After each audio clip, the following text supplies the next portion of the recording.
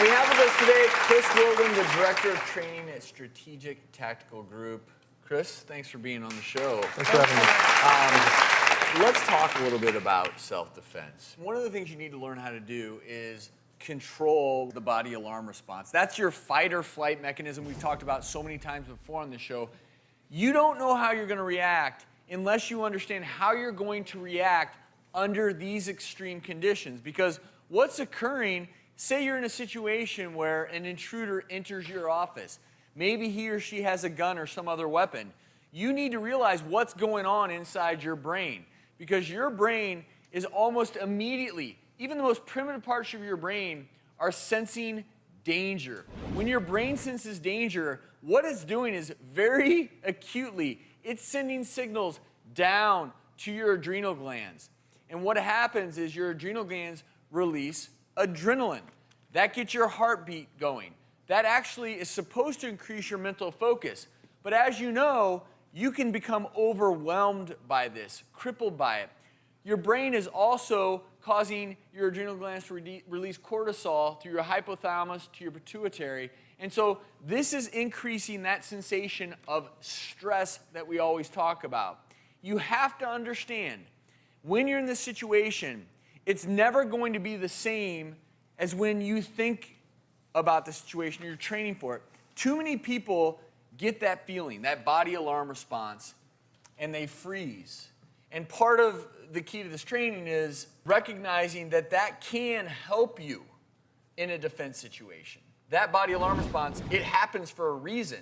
It gives you extra energy. It gives you the ability to potentially fight off an attacker. It really does. There's been stories where officers have been shot. They don't realize they're shot until they calm down after the shooting, and then their veins will relax and they'll start bleeding down. But let's talk about a more typical scenario.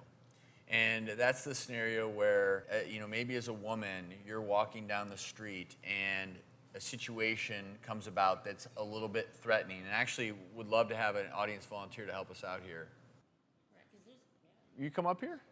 Let's come back over here behind the prop here. She's got her purse with her. Now, what Come on, what's your woman name? have? Michelle. Welcome, Michelle. And she is a petite little purse, but I'll tell you, if I hit somebody with my purse, they'd be out for days. I'm just not a big fan of wearing the purse like this, because if the individual comes up behind you, go ahead and face forward, comes up and grabs this strap, you're going to go wherever this strap goes. So I'm just not a huge fan of this type of a purse just for that reason. You kind of lock yourself up into a bad situation. Okay, that's What good is to the know. best way to wear it? Is it just over your shoulder? I don't wear purses very often, but I would just hang it over my shoulder. Just like that. Bad guy comes up, he starts grabbing on your purse, let him have it. You know, most women and most men will have some type of pen with them. What's the best way to use a pencil or a pen as a weapon? Start jabbing. Start stabbing at them anywhere you can. Some of the pens are just very, very simple, very easy to use. This, you can stab into this very easily.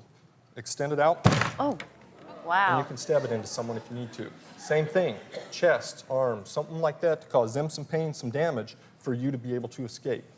Once you're somewhere safe, call the police. Let them know what's going on. Tell them where you are. You can buy these little systems right here that are an alarm. You'll generally pull on this, and it sends off an alarm, sends off a bright light. A lot of people don't want to carry something that looks like a weapon. This is a stun gun, is a better word for it. It's a stun gun. It looks like a regular cell phone. Those two metal prongs, you put it on them, push the button, and it'll give them some serious jolt.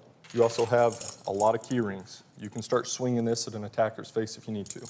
You also have a whistle. Start drawing attention to yourself. Yeah. Okay. So think about what you may be carrying that you can use as a weapon. Think before the situation occurs. Be prepared for an emergency. Michelle, thank you for Oh, you're welcome. taking part. We appreciate it.